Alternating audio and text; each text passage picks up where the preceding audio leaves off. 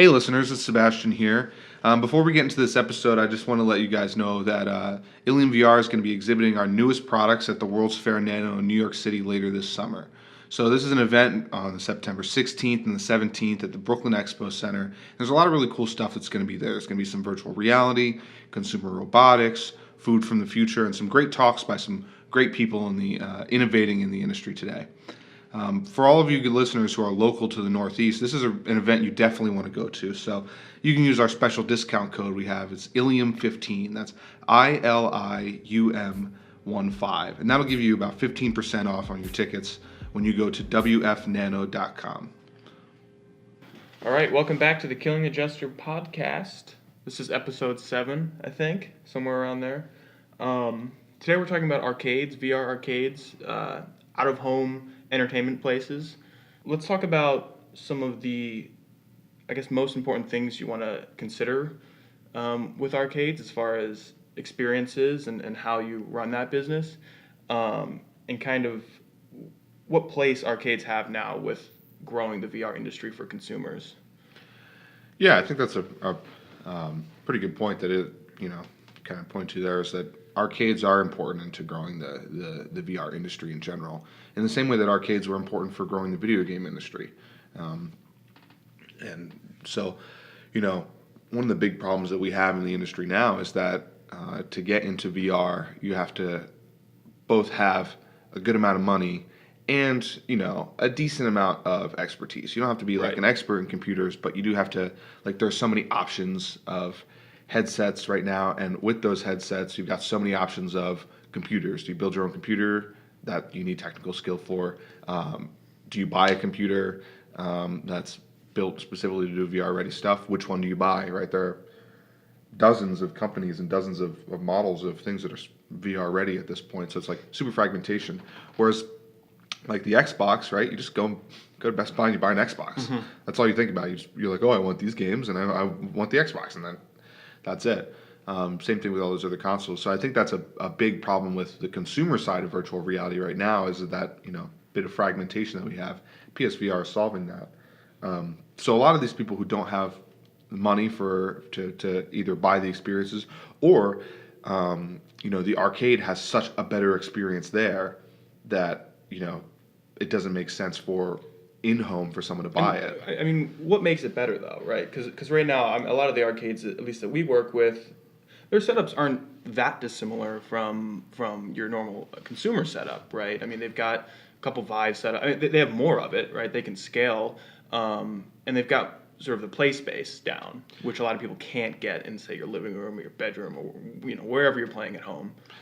Yeah, I mean, that's a good point. I think that right now, there are two main things about it. One is the fact that a lot of people just don't have virtual reality. So this is people dipping their toes into it, being able to, go out and get an experience like that and figure out if it's something they want. And maybe it's something that they don't want in 2017, but it's something they want in 2022 or whatever, sure. whenever it makes sense for them to want to buy it. But the other big thing is that a lot of these places have multiplayer games, right? Like you may have a Vive, but it doesn't mean that you have two Vives. Or your friends have a Vive. Yeah, it doesn't. Yeah. So if you want to get that experience where you can have everybody play these multiplayer games, an arcade is one of the only places to do it at this point. When you're talking about in-person friends that you have, as opposed to like online people that you meet that happen to have an Oculus or a Vive or whatever at that point. So I think that's a big part of it right now. In the longer term, you're going to be looking at just them having better equipment, more equipment. Peripherals, like the sorts of things that we're working on. Well, yeah, that's the other thing is the hardware aspect of things. Will there always be kind of this disparity, I guess, between really, really good and immersive hardware that you just can't get as a consumer, or is it going to flip at some point in the next few years once the democratization of VR and VR peripherals kind of comes through? Yeah, I think there's always going to be some sort of disparity, not necessarily in like what you can and can't get your hands on, but mostly in what you do or do not want to experience, right? Like an arcade is about you going in and playing for like an hour, like 2 hours or whatever, 3 hours. Let's call it that. Yeah. Like when I play video games in my home, sometimes I'm get in an 8-hour session, right? Like I can go in for a long time. That's how a lot of gamers are. So there are some things, say for instance, we take the example of a gun controller, you would be able to have a more realistic, heavier, higher power, all sorts of stuff, gun controller in an arcade because you're only going to play it for an hour and a half or whatever. And so you're not going to get worn down. You're not going to, be super tired by it. But when you're at home, you might want something lighter, something that will allow you to play a lot longer without getting fatigued. So it's a little bit less of an immersive experience, but really it's balanced for the type of play that you're doing at home. Right. And plus you have the ability to try out new games that normally you'd have to pay for outright, whereas the arcades generally, they have the licenses or they've already purchased the games, right? So you can try a bunch, and it's almost like it's like when you go to Best Buy to look at TVs and then you buy it on Amazon or something. Yeah. Yeah, I think that's a good point I didn't think about is that, people just being able, like, not just for virtual reality, because people are doing it just to try out virtual reality and see if they want it, but also specific experiences in virtual reality. That's an excellent point. Yeah. And I've always been kind of fascinated with this idea of there's the VR arcades and the general ones. They've got a few Vive setups or a few Oculus things, and you can go in and load in say 15 minutes for $15 and play an experience or something. And then there's also these other businesses that have these large arena style environments where it's like a guided experience of this one thing, like the Void or something like that. What do you think the differences are there? I guess with one, how you're reaching consumers, how you're marketing that. I mean, are they really to me, they seem like really, really different, even though they're both in the VR space. Like the way you act as a business, the way you interact with customers, and what people are going there for seems to be kind of fundamentally different in a way.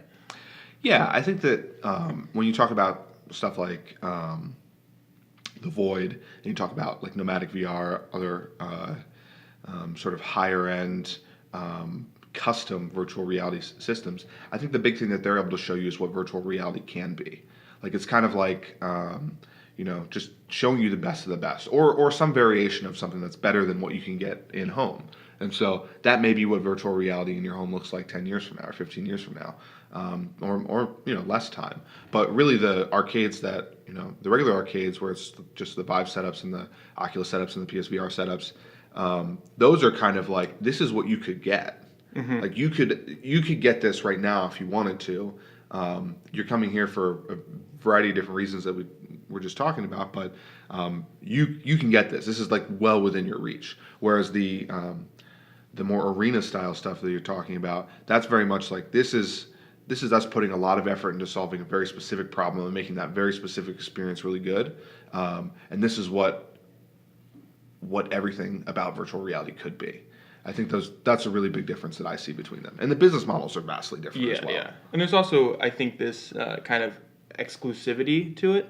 Like you can go and play laser tag or paintball in, any city in the country, and your experience is roughly going to be the same. But if there's only two arena things that are playing this type of Ghostbusters game or this Star Wars experience, then that gives you a different incentive to go there, right? Or to go there specifically anyway. And I think that's really interesting moving forward with how larger companies like Disney and Marvel and whatever try to get into this space. Are they going to license these experiences or the characters and content, I guess, of this experience to a bunch of one-off places that that's the hub that you go to if you want to like be a superhero. That's the one you go to if you want to be in some sort of war scenario with gun shooters and stuff like that. Yeah, that's one of the big things I'm really excited for is. And I kind of talk about it a lot, at least personally, is about the licensed content, about, being able to, I'm a big Star Wars guy, being able to kind of get into the Star Wars world, and even just the Trials of Tatooine experience where you like have a lightsaber, you're on Tatooine, there's the Millennium Falcon and R2-D2, like even that, as short of an experience, as limited as experience it was, it kind of gives you that like feeling of like, this is a magical world essentially that I'm being put into. And I think just because Star Wars is older than almost twice my age, right? Yeah. So like it's timeless in a way. Yeah, and you understand the world and you feel the world and it's something familiar, but it's also something new, and that helps with the immersion a lot, I think. That actually reminds me, this is not quite arcade related, but Disney and I guess Lenovo just launched some or announced some AR partnership where Lenovo will have a headset. They've got this sort of lightsaber peripheral, and it's this whole experience. I think it's called like Jedi Hero or Jedi Experience, something like that. So that's really exciting that they're playing in that space. And definitely, obviously, really excited to see what happens in the arena area there. You have a little battle of Geonosis or something like that. Yeah. I think there's like a lot of, we've seen a lot of, just going on the Star Wars thing for a while, a lot of stories and other aspects of the universe. It's such a wide universe, and you can pick out little experiences and little specific places that virtual reality is really, really good for. And it doesn't have to be that you're playing as, Anakin Skywalker. You can be, these little other characters, clone troopers or whatever you want to be. So I think that's really cool. So how do you solve this room scale problem then, right? If you have 15, 20, 30, or however many people they cram into your typical laser tag environment, how do you track people in that space? How do you actually move around? Are these arcades is the real solution kind of in the AR market where they can still see what's around them and run around, but have this augmented, the HUD features and things like that? What are your thoughts on that? Yeah, I mean, one of the things that I've always said about augmented reality specifically is that I think it's the use cases, in my opinion, are very much more oriented towards just everyday life, making life a lot easier. Not necessarily for gaming. I think there are some gaming aspects that it'll be really good for. We've seen some stuff like the Minecraft things. I think like Dungeons and Dragons, that sort of cool stuff would be really good gaming experiences. But for the most part, I think virtual reality really is going to be the gaming platform. For mostly because you don't need to really interact with the virtual or the real world. Sorry. So when you look at large scale environments like the Void and other things like that, they use kind of a big, like not even room scale. You're talking about warehouse scale tracking system using a bunch of cameras. It's super expensive. So it's nothing you can buy stock, right? You can buy it, but or integrating it rather is you're gonna have to integrate it. It really requires a lot of custom stuff. I mean, that's why those big arena type experiences are really good, because they put in the effort to develop the content and put it with the tracking technology to have a really nice cohesive experience. They're not trying to do something like when you look at the Vive or you look at Oculus, they're trying to make technology that will satisfy a huge, wealth of experiences, from Lucky's Tale, which is like Crash Bandicoot essentially, to like a specific like nice shooter, really good first person shooter. So it's like that's a really broad range. Whereas you've got these arenas where they can target very specifically, make the best experience out of one. Say it's Ghostbusters, or say it's a shooter game, or say it's Warfare game that you're talking about. Because they can target that, all their technology is built specifically and integrated specifically to handle that. So there are a lot of different ways they do it. I think one of the big leading companies right now is OptiTrack. They have an optical tracking solution. It's kind of like how motion capture works. Sure. But Valve is working on, as far as I know, they're working on improving the lighthouses in a way that will give them better distance and give them better, a larger amount of units that you can put into a single space. So I think there are solutions coming from a lot of different places in terms of warehouse scale tracking, essentially. Yeah. Especially with the new trackers, you track people's feet and stuff, depending on. Yeah, and then you've got the locomotion systems that people always talk about, the Omni, the WizDish rover. So there's the treadmill sort of things, and there's some weird research stuff going on in terms of making people think that they're moving in directions that they're not. And how does that, how can you use that effectively on people? Right. And I mean, we're working in the space as well now, which is a little new to us. I mean, we've gotten inquiries and we've sort of dealt loosely with arcades for a long time, but now we've really kind of done a pivot, I guess, as far as product development goes and reaching consumers. Do you want to talk a little bit about that? I guess what we're doing with arcades now and how we're trying to get our technology and our product to people, Yeah, I think that one of the big things that a lot of companies in VR right now, especially on the like lower end, like like our sort of company, a third-party hardware company, or game studios, or even some of the bigger ones like Vive and stuff like that, they've started to realize that it is going to take time to grow this consumer market, and especially with all the technical challenges and the business challenges, marketing challenges that we all have, it's going to take a lot of time to get just your average everyday human being to buy into virtual reality, at least at the high scale that we're talking about here. So a lot of just companies, including us, are moving more towards business to business solutions, at least in the short to mid term, just to use that to build out the market so that we can get to the consumer side. But consumers are really picky.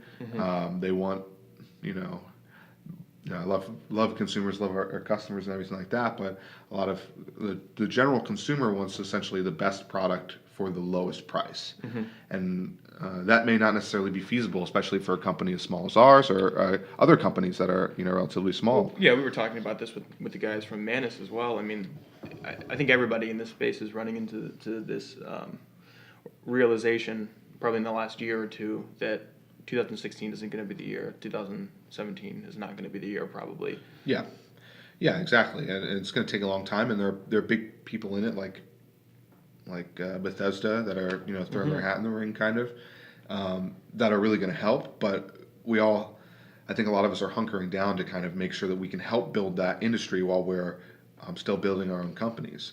And so on our end, right now, it doesn't change a whole lot. I mean, the products that we're trying to develop are still very similar. It's just who are we pushing those products towards, and what is the price point of those products? What are the technologies that we're putting into them? And so right now we're working on gun controllers like we have in the past, but specifically targeted towards arcades to satisfy those arcade experiences, because that's what makes the most sense really at this point in time, with all the resources and the size of the market and the direction that the market is going. Right, absolutely. And so the new product, I guess I'll just say it out there, it's called Ballista, right? We've had it on our website for a little bit, but we haven't talked too much about it publicly. And we're going to be launching that in around September. We're dealing with a lot of arcades right now that are getting some test units. We're kind of building out our growth plan there, more specifically here. What are some of the differences between this unit, what we're pushing now, and what we were designing with Athena from the Indiegogo campaign? So actually, I'll kind of flip your question on the head there, and I'll say some of the things that are similar first, I think. Sure, yeah. Which is that we've been able to build upon all of our experiences in the past, 3 or 4 years, and continue a lot of the things that we've done, working with game studios to make sure that there's content for the product. That process is very similar. Reaching out to manufacturers, other things like that, that stuff remains the same. And the core experience that we want to make is the same, right? We want to kill the gesture. We want to make sure that you're touching a controller that functions and feels just like what you're trying to use in the game. And to that end, we've still got features like the slide. Slide pulls back, that sort of thing. The gun feels good. It's got an ergonomic, good feeling to it. So a lot of those philosophies have really stayed the same and stayed true to what we've been trying to do since we started. Some of the differences, approaching an arcade market is a little bit different. And so what we're really looking at is a higher price point market. I mean, Athena, when you look at Athena, is pretty low. I mean, I think that we were talking about selling for $350 essentially in terms of development costs and all that sort of stuff. It's all right. Yeah. In terms of profit and things like that, but it's not anything stellar. It's a pretty cheap product in terms of cost. But this one is more oriented towards the higher end because the arcades can make that balance. Like at the end of the day, a consumer is going, am I going to enjoy this or am I going to not? And an arcade can say, am I going to make money off of this or am I not? So there's a lot more of a balance. Like if you can spend $1,000 or $2,000 or $3,000 on a system, and if you make $4,000 or $5,000 or $6,000 off of it, that math makes sense. There's very different math for the consumers. So it's at a higher price point, but with that, there are more features, really. One of the big things is that our recoil technology has gotten a lot better. It's, we're solving a lot of the issues of power. We're solving a lot of the issues of the strength of it. And so that's one of the big things we've been working on to make sure that feels immersive. One of the other things is that Athena was designed specifically without the tracker. It was the idea to be Right. use it with completely custom Steam VR stuff, which was the reason why cost was so high. The reason why the development time was a little long, but the tracker makes that a lot easier. The other thing is that the idea of the tracker, that technologically can be applied maybe to other platforms. So maybe this product down the line, we'll see what PlayStation VR is doing, we'll see what Oculus is doing, we'll see what Starbreeze is doing, but maybe the core idea of having a separated module is something that they're all interested in. And so it's possible that there are absolutely no changes we have to make to this product besides maybe some firmware or a little bit of software to make it work for a whole host, variety of different platforms. So I think that's pretty exciting too.